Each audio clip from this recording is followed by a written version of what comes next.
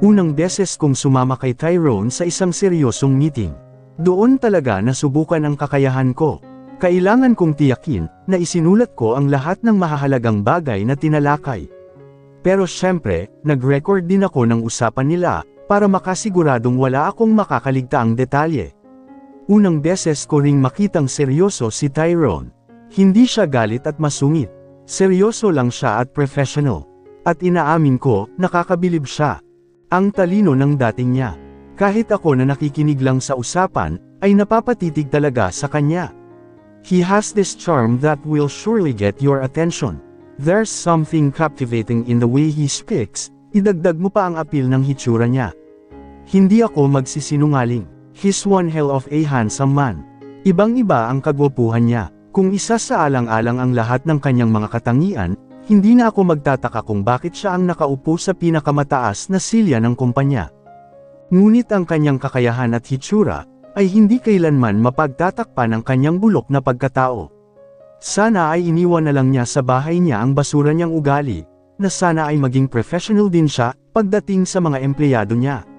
Sigurado akong mas gaganahan pa silang magtrabaho, pero hindi. Mabuti na lang at kahit papaano ay nako-compensate ng malaking sweldo ang ugali niya. Thank you for the time Mr. Vanderbilt. It was a perfect presentation, komento ng kamiting niya at nakipagkamay sa kanya. With this, alam kong matutuloy na ang partnership ng kumpanya natin, dagdag pa nito. But for formalities, I'll have this presentation approved by the board.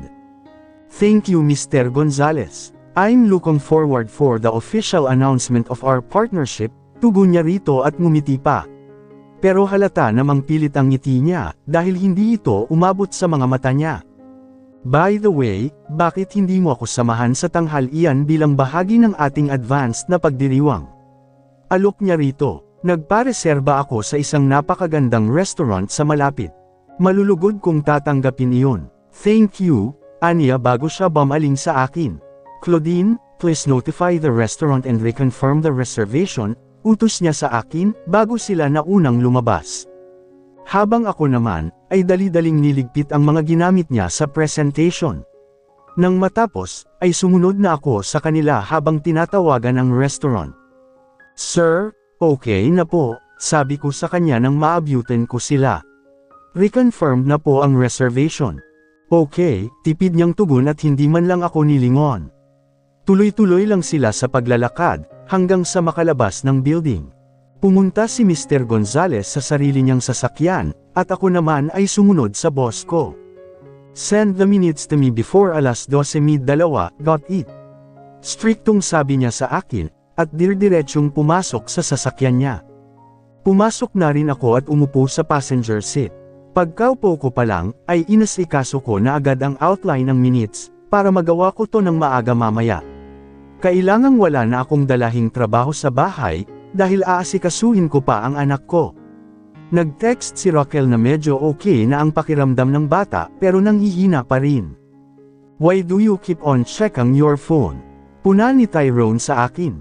Nang tingnan ko siya, ay sinalubong ako ng matatalim niyang mga mata. Sini-check ko po ang anak ko sir. Tapat na sagot ko. Pinapabantayan ko lang po kasi siya sa kaibigan ko. Hindi ka ba pwedeng kumuha ng yaya?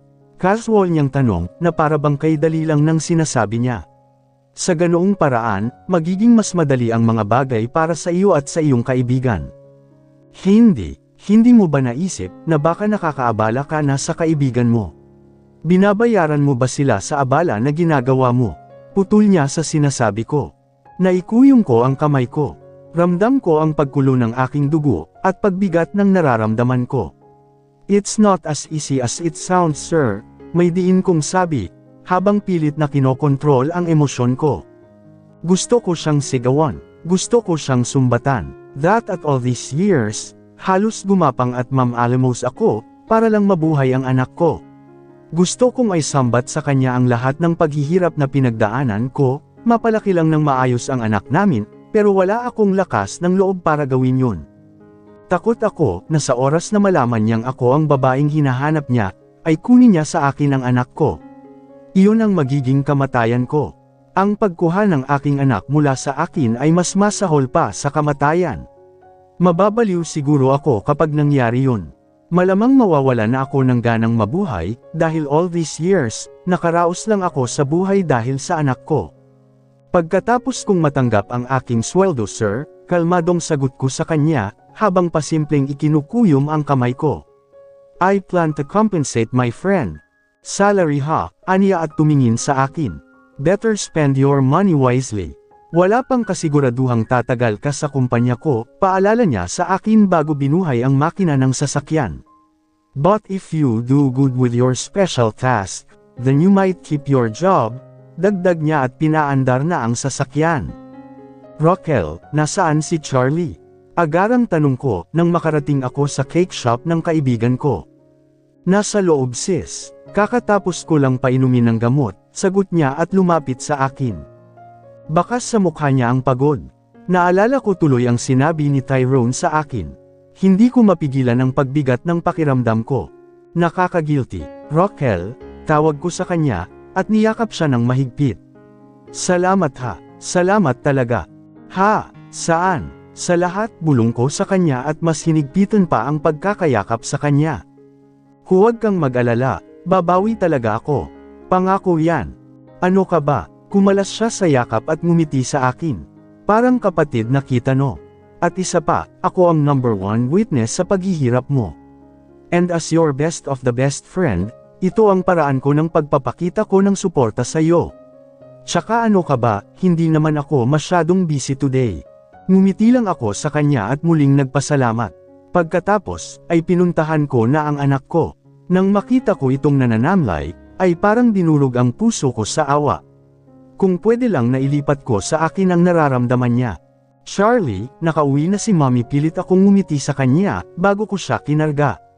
Napangiwi pa ako, dahil medyo masakit na ang likod ko sa pagod, dahil sobrang busy kanina sa opisina, pero ininde ko yun. Uwi na tayo ha. Magluluto si Mommy ng special lugaw para sa'yo. Talaga po, aniya at yamakap sa leeg ko. Yes po, nakangiting sagot ko. Para gumaling na ikaw at hindi na mag-worry si Mommy at si Tita Rochelle. Tumungo lang siya sa akin at isinubsob ang mukha sa aking balikat. Dinala ko na ang mga gamit niya at isinukbit sa isang braso ko, habang sa isang braso ko naman ay ang mga gamit ko. Sis, uwi na kami ha. Maraming salamat talaga sa pag-aalaga kay Charlie, paalam ko sa kaibigan ko, na nagsisimulan na ring magsara ng shop niya. Uuwi na kayo, napatingin ako nang may magsalita sa labas ng shop. Adrian, bulalas naming dalawa ni Rochelle. Agad na napabangon ang anak ko, Tito Daddy, na nanamlay niyang sambit. Oh, anong nangyari sa baby boy namin? Tanong niya sa akin. Bakas sa mukha niya ang pag-aalala, bago siya lumapit at kinuha sa akin ang bata, at siya na ang nagbuhat. Nilanat, tugon ko at pasimpleng inunat ang mga braso ko. Pero medyo okay na ang pakiramdam niya, dagdag ko. Ikaw, bakit ngayon ka lang nagpakita? Isang linggo kang nawala ah. Kamantek na kaming nagpa-blotter sa pulis, akala namin na kidnap ka na, pabirong sabat ni Rochelle. Umuwi ako saglit sa probinsya. Nag-leave kasi ako, sagot niya. Nga pala, may mga dala akong pasalubong sa inyo. Pero bukas ko na ibibigay. Magkalamay ba? Sabik na tanong ni Rochelle. May tarsier. Ewan ko sa'yo Rochelle, naiiling niyang tugon bago tumingin sa akin. Alam kong hindi pa kayo naghahapunan. Tara, labas tayo. Libre ko. Nako, wag na Adrian. Alam kong malaki ang nagastos mo sa pag-uwi mo sa Bohol, tanggi ko. Huwag nang tumanggi sa grasya sis, ani Rochelle. Tulungan mo na akong magsara ng shop ko, at nang makaalis na tayo. Gutom na rin ako. Napabuga na lang ako ng hangin. Nahihiya na kasi ako kay Adrian, dahil liban kay Rochelle, isa rin siya sa mga naging sandalan ko noong mga panahong, hindi ko na alam kung makakabangon pa ba ako. Kaklase namin siya ni Rochelle sa college, at kung may iba pa akong matalik na kaibigan bukod kay Rochelle, siya yun. Kaya nga Tito Daddy ang tawag ni Charlie sa kanya, dahil siya ang father figure nito. Sis, hindi ka ba talaga nakakahalata? Makahulugang tanong ni Rochelle sa akin, at ngumisi pa. Na ano, kay Adrian, aniya at ininuso ang lalaki na kasalukuyang kakulaitan ng anak ko. Hindi mo ba siya bet? Rochelle, saway ko sa kanya at hindi napigilan ang pagkunot ng noo. Ano ka ba? Ngumisi siya sa akin bago ako hinila palapit sa kanya. Sis, kung ako sa'yo, jawin mo na si Adrian. Guwapo, mabait, at responsable. Isa pa, close na sa anak mo. Naiiling akong lumayo sa kanya. Kaibigan ang turing ko kay Adrian Rockell, alam mo yan. Sobrang thankful ako sa kanya, just as how I am to you. Nagbabaka sakali lang naman ulap, paliwanag niya. Siyempre kailangan mo rin ng katuwang sa buhay. Kaya ko Rockell, kakayanin ko na ako lang at ang anak ko, saad ko sa kanya at ngumiti. Kaya tumigil ka na sa pagtulak kay Adrian sa akin. Nakakahiya, baka isipan niya na nami-misinterpret ko ang kabutihan niya. Ay Diyos ko, ewan ko sa'yo ulap. Ang talino mo, pero bobo ka rin minsan. Natawa na lang ako sa sinabi niya. Alam ko yan, aware ako, segunda ko. Pero totoo naman, bobo ako pagdating sa mga desisyon ko sa buhay. Pero kahit marami akong kababohang nagawa, pinanindigan ko ang mga yun at natuto ako. Nang matapos kaming magsara ng shop ay umalis na kami. Si Adrian ang kumarga kay Charlie, habang tinulungan naman ako ni Rockell sa pagdadala ng mga gamit namin ng anak ko. Kumusta naman so far ang trabaho mo, sis? Tanong ni Rockell sa akin, habang binabagtas namin ang daan palabas ng kalye namin, kung nasaan ang mga karinderya. Ewan ko, sagot ko sa kanya at huminga ng malalim. Malaki ang sweldo, pero leon ang amo. Grabe, hindi ko alam kung matatagalan ko. Ang daming. Hindi ko natapos ang sinasabi ko, dahil biglang nag-ring ang cellphone ko. Pagtingin ko sa screen, ay rumahistro ang pangalan ni Tyrone. Taran Tyrone, basa ni Rockell. Sino yan? Boss ko, mahinang sagot ko bago siya sinenyasan na manahimik. Yes po. Claudine, malalim ang boses niya at madiin. Are you playing with me? You call these minutes of the meeting. Are you for real? Napangiwi ako sa pagtaas ng boses niya, at nailayo ang cellphone. Sir, maayos naman po. Redo it, singhal niya sa kabilang linya. Siguraduhin mong maipapasa mo ito bago maghating gabi. Dagdag niya, at ibinaba na ang tawag. Napapikit na lang ako kasabay ng paghigpit ng pagkakahawak ko sa cellphone ko. Huminga ako ng malalim para kontrolin ang inis ko. Hindi ko hahayaang sirain niya ang gabing ito. Hindi ako pwedeng mabad trip ngayong gabi, nang dahil lang sa kanya. Pero buwisit talaga, inayos ko na ngayon kanina bago ako umuwi Sinigurado kong tama at detalyado ang ipinasa kong file. Ano ba pang kulang doon? Baka gusto niyang lagyan ko pa ng designs. Hinayupak na amo. Bagay talaga sa kanya ang pangalang Taran Tyrone, dahil isa siyang walang hiyang tarantadong buwisit na animal. Maluha-luha akong pumasok sa opisina, dahil sa hapdi ng mga mata ko. Hindi ko alam kung umabot ba ng 3 oras ang tulog ko, putol-putol pa.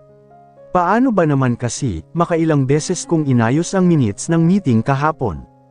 Ang nakakainis pa, ay kahit simpleng spacing at nakaligtaang tuldok ay pinapaulit pa sa akin, na kung tutusin, ay pwede namang siya na lang ang gumawa. Liban pa roon, ay kinailangan ko ring gumising from time to time para i-check si Charlie, dahil hindi pa nawawala ang lagnat niya. Nahirapan din itong matulog kagabi, dahil sa labis na init. Madaling araw na yata humimbing ang tulog niya, at doon na lang din ako nakatulog ng maayos. Pero ilang sandali lang matapos kong makatulog, ay tumunog na ang alarm ko. Habang nasa elevator ako, ay tinext ko si Rockell para kumustahin ang anak ko. Nahihiya man dahil sa sinabi sa akin ni Tyrone kahapon, ay wala akong ibang pagpipilian, kundi ang iwan ang anak ko sa kanya, dahil wala na akong ibang malalapitan pa. Okay lang si Charlie sis. Punta rin daw rito ang tito daddy niya mamaya. Reply niya sa akin, kaya kahit papaano ay napanatag ako. Itinago ko na ang cellphone ko nang makarating ako sa top floor. Mahirap na baka makita pa ako ni Tyrone na nag-cellphone, at pag-alitan na naman ako. Lahat na lang yata ay nakikita ng lalaking yun. Good morning Claudine, masiglang bati ni Audrey. Laban na naman today, makahulugang sabi niya. Napangiti na lang ako. Good morning Audrey. Laban talaga. Araw-araw laban, tugon ko at tumuloy na sa loob. Pagkaupo ko sa desk, ay tiningnan ko kung anong oras na, baka kasi late ako. Last time, kahit 1 minuto lang akong late, ay pang 1 oras ang sermong natanggap ko sa boss kong, papalit yata sa trono ni Satanas. Hindi ko nga alam kung umuwi pa ba siya ng bahay niya, dahil hindi ko pa siya nakitang na late kahit isang beses lang. Palagi siyang nauuna sa amin ni Audrey. 7:58 AM, sambit ko. At least maaga ako ng 2 minuto. Binuksan ko na ang desktop ko, at sinimulang gawin ang daily tasks ko. Ako ang nag-filter ng mga ipinapisang files ni Audrey. Trabaho ko ang i-arrange ang mga ito mula sa least important to the most urgent. Claudine, bring me a cup of black coffee, utos niya sa akin mula sa intercom. Dalhin mo sa loob ng 5 minuto. Napairap na lang ako sa hangin bago mabilis na kumilos. Agad akong pumunta sa pantry at pinagtimpla siya ng kape. Binilisan ko ang kilos ko dahil 5 minutes is 5 minutes. Ewan ko ba, napaka-partikular niya sa oras. Nang may timpla ko na ang kape niya, ay pumasok na ako sa loob ng opisina niya. Pagtingin ko sa mesa niya, ay tambak na naman ang binabasa niyang files at kaharap niya ang laptop niya. Ewan ko ba, parang hindi humuhupa ang mga binabasa niyang documents. Iniwan ko lang ang kape niya sa mesa ng mini living room ng opisina niya. "Sir, heto na po ang kape niyo," sabi ko at akmang lalabas na sana, nang tawagin niya ako. "Stay for a while, Claudine," aniya bago siya tumayo. Inalis niya ang ash gray coat niya. At habang lumalapit siya sa akin, ay itinaas niya ang sleeves ng puting long sleeves niya. Unang beses ko siyang makitang magtanggal ng coat. At kahit hindi ko intensyong tumingin ay hindi ko maiwasan, lalo na't kita ko kung paano humulma ang dibdib at mga braso niya sa suot niyang damit. Hindi ko tuloy mapigil ang may kumpara ang katawan niya, noon at ngayon. Mas lumapad at lumaki ang katawan niya kumpara dati. "Upo," utos niya sa akin. Daig ko pa ang aso sa bilis ng pag-upo ko, na parabang automatikong gumalaw ang katawan ko, pagkatapos kong marinig ang utos niya.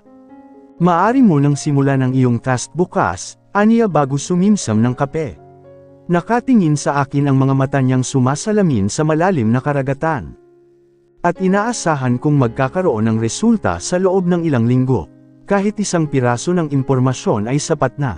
Ang mga pirasong iyon, kapag pinagsama-sama, ay maaaring mabilis na magdala sa akin kung nasaan ang babaeng iyon. Napalunok ako sa tono ng pananalita niya. Mukhang napakapanganib at desperado niya. Well, lubos kong nauunawaan kung saan nagmumula ang kanyang kawalang pag-asa. Nakasalalay sa akin ang mana niya, nakasalalay sa anak namin. "Okay sir, I'll do my best," tugon ko sa kanya. Dapat lang, muli siyang uminom ng kape. "Now, get out," pagtatuboy niya sa akin. Mabilis akong tumayo at nilisan ang opisina niya. Ayoko rin kasing magtagal doon. Pakiramdam ko'y minamanmanan ako ng isang mabangis na leon, na handa akong lapain anumang oras. Pagkabalik ko sa desk ko, ay hindi ko mapigil ang mag-isip kung paano ko isasagawa ang plano ko. Hindi ko alam kung bakit hanggang ngayon, ay wala siyang lead sa kinaroroonan namin. Ang impormasyong meron siya tungkol sa akin, ay ang pangalan lang ng bar na pinagtrabahuan ko, at araw kung kailan kami nagkita.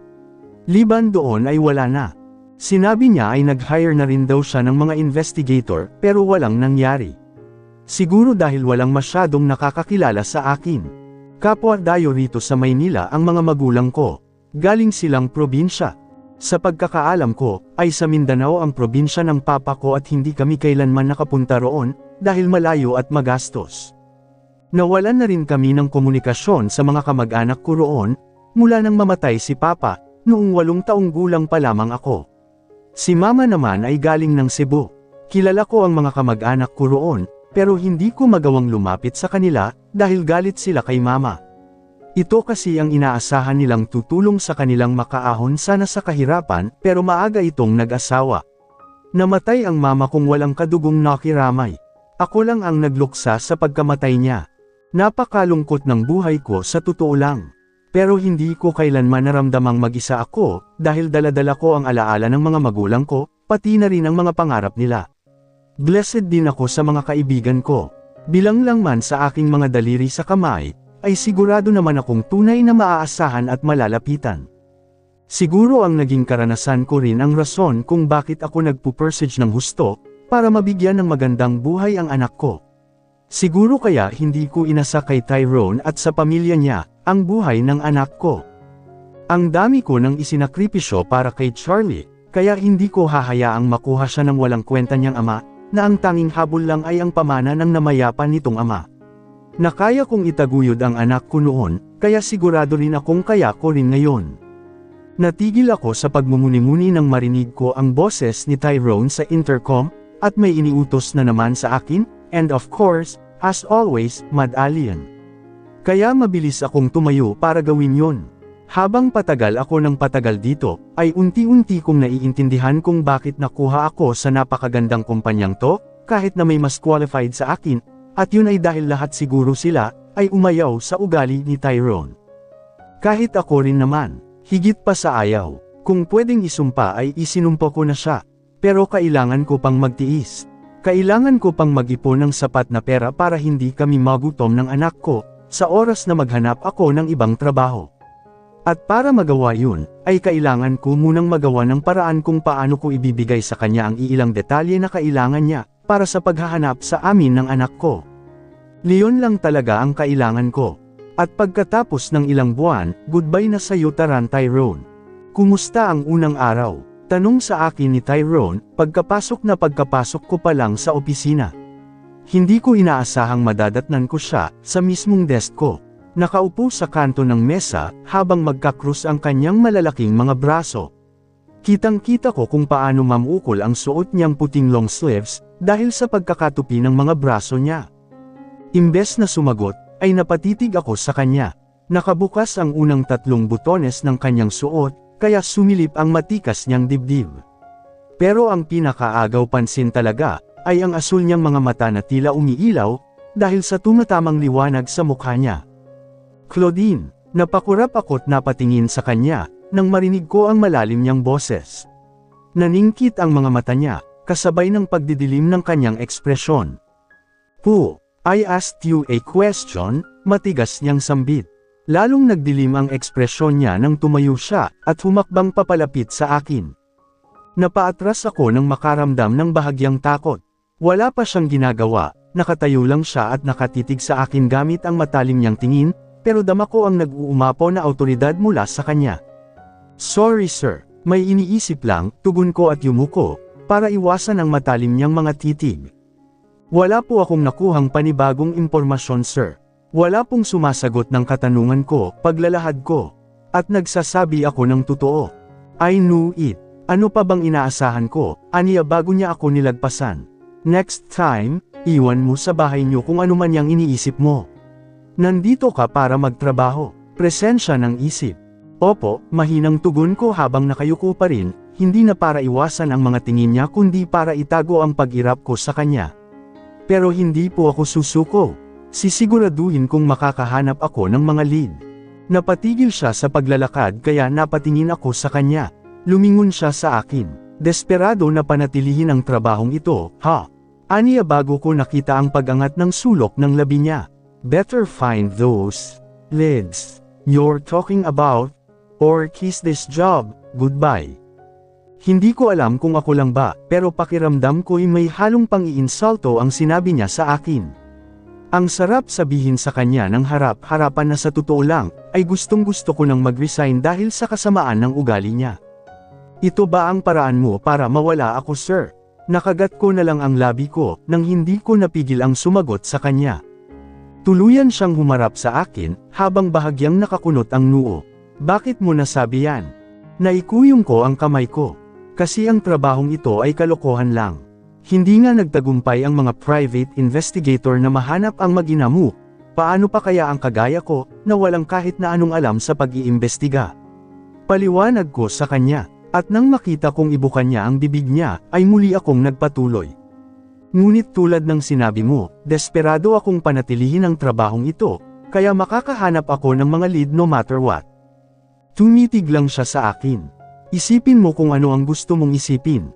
Wala akong pakialam. Ipakita mo lang sa akin ang mga resulta na gusto ko." Walang emosyon niyang sambit, bago siya tuluyang umalis. Naiwan lang ako roon na nagtitimpi sa inis. "Humanda ka talaga sa akin Tyrone. Sisiguraduhin kong sorpresahin ka sa mga resulta na gusto mo. Tingnan natin kung hindi ka mabigla, sa oras na ibigay ko sa iyo ang leads na hindi mahanap-hanap ng mga private investigator na kinuha mo." We'll leave in 5 minutes, dinig kong sabi ni Tyrone sa intercom. Agad akong naghanda. Kinuha ko na lang ang mga kailangan kong gamit at hinintay siyang lumabas ng opisina niya. Pagkalabas niya ay agad akong sumunod sa kanya, at naghintay ng mga ipag-uutos niya. Pero hindi pa man kami tuluyang nakakalabas ng opisina, ay bigla siyang tumigil sa paglalakad, dahilan para mabangga ako sa likod niya. Ay tarantado, naibulalas ko sa pagkabigla. Anong sinabi mo? Lumingon siya sa akin na naniningkit ang mga mata. Tarantado. Expression lang po sir. Nagulat lang ako kasi biglaan kayong huminto, paliwanag ko sa kanya. Akala ko'y magagalit siya sa akin, pero ibinalik niya ang atensyon niya sa cellphone niya. Kita ko kung paano manggunat ang kanyang noo bago siya mahinang napamura. Nahadyap din ng mga mata ko ang paghigpit ng paghawak niya sa cellphone niya. Hey, matigas niyang tawag sa akin. Gaano ka kadesperado na panatilihin ang trabahong ito? Bigla ang tanong niya sa akin. Hindi ako agad nakasagot dahil baka madulas ako, at masabing nagtitiis lang ako, dahil sa malaking sahod at may plano ng umalis, as soon as makapag-ipon ng sapat na pera. Desperate enough to do the impossible sir, sagot ko. Iyan ang pinakaligtas at pinakakanais-nais na sagot, na maaari kong makuha sa sandaling iyon. Do the impossible, ha? Aniya bago siya nagpatuloy sa paglalakad, hanggang sa makarating kami sa elevator. Then willing ka bang maging girlfriend ko for a month? Ha? Malakas kong sigaw, dahil sa labis na pagkabigla. Kitang-kita ko ang pagigtad niya, marahil sa gulat. I mean, ha? Pag-uulit ko, pero sa malumanay na tono na. Seryoso po ba kayo sir? Hindi ko alam kung halata ba sa mukha ko ang labis na pagkagulat, na para bang nakarinig ako ng isang himala. Gusto kong matawa sa narinig ko. Oo, tipid niyang tugon. Kailangan kong tanggalin ang isang taong nanggugulo sa akin, sa loob ng maraming taon tungkol sa isang arranged marriage, dagdag niya at dama ko ang gigil sa bawat salitang binitawan niya. Kasalukuyan siyang nakatira sa ibang bansa ngayon. Pero babalik siya dito siguro sa susunod na buwan, pagkatapos kong sabihin sa kanya na may girlfriend na ako. Bakit ako po? Diretsong tanong ko sa kanya. Naninindig ang balahibo ko sa alok niya. Nakakakilabot. Hindi ko maisip ang sarili ko na maging girlfriend niya. I mean, ang daming babaeng pwedeng alukan. You're the safest option, putol niya sa sinasabi ko. Of course it comes with some perks. Bukod sa makakasama mo ako, mababayaran ka rin. Babayaran kita ng magandang halaga sa bawat oras na kasama mo ako, paliwanag niya. At babayaran kita ng mas malaki, kung matagumpay kong mapapaalis ang babaeng iyon. Pumalakpak ang tainga ko sa narinig, hindi dahil sa tuwa na makakasama ko siya, kundi sa perang makukuha ko kung sakali. Depende sa laki ng malilikong ko, baka hindi ko na kailangang magbigay ng lead sa kanya, tungkol sa amin ng anak ko.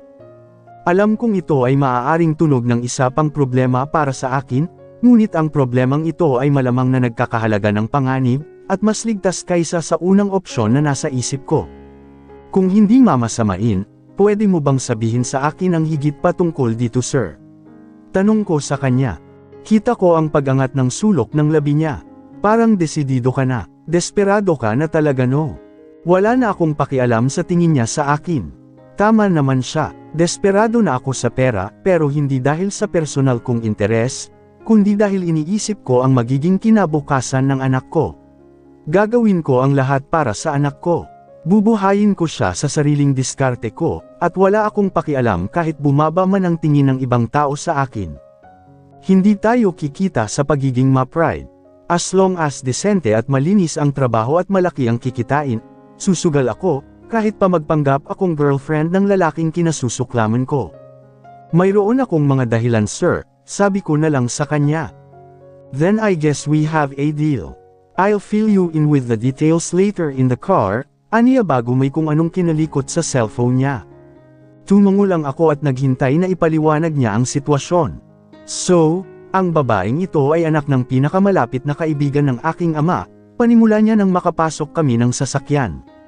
Noong mga bata pa kami, may hindi opisyal na kasunduan ang aming mga magulang na pagsamahin ang aming mga pamilya, sa pamamagitan ng pagpapakasal sa akin at sa babaeng iyon, pagpapatuloy niya.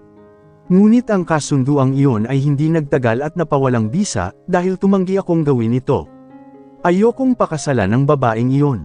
Ngunit siya, ang maldita na babaeng iyon, ay hindi nais na paalang bisa ang kasunduang iyon, at kinukulit ako tungkol dito sa loob ng maraming taon. Panipi. Dama ko ang gigil at inis niya habang nagkukwento siya. Yumiigting pa ang kanyang panga. Sinubukan ko ang lahat ng posibleng paraan para makawala sa kanya. Pero sa tingin ko, ang tanging paraan para magawa iyon, ay ipakita sa kanya na wala na siyang pagkakataon na makuha ako, dahil may iba nang gumawa noon, aniya bago siya tumingin sa akin. Act as my girlfriend. Tulungan mo akong tanggalin ang babaeng iyon at gagantimpalaan ka. How do you want me to act? Diretsyong tanong ko sa kanya, at nakita ko ang pagsilay ng ngisi niya. Medyo bagay sa kanya ang kontrabida niyang ngiti. Ayoko mang aminin, pero ang gwapo niya kapag ngumingisi siya ng ganon. He looked like a beautiful danger. May gagawin akong draft mamaya. Sa ngayon, focus muna tayo sa trabaho natin, aniya at pinaandar na ang sasakyan. Keep your line open. I might call you anytime tonight to discuss it with you. Okay sir, wala nang atrasan to. 1 buwan lang naman. Kaya ko naman sigurong sikmurain ang presensya niya, di ba? Well, kakayanin. Para sa pera, para sa anak ko.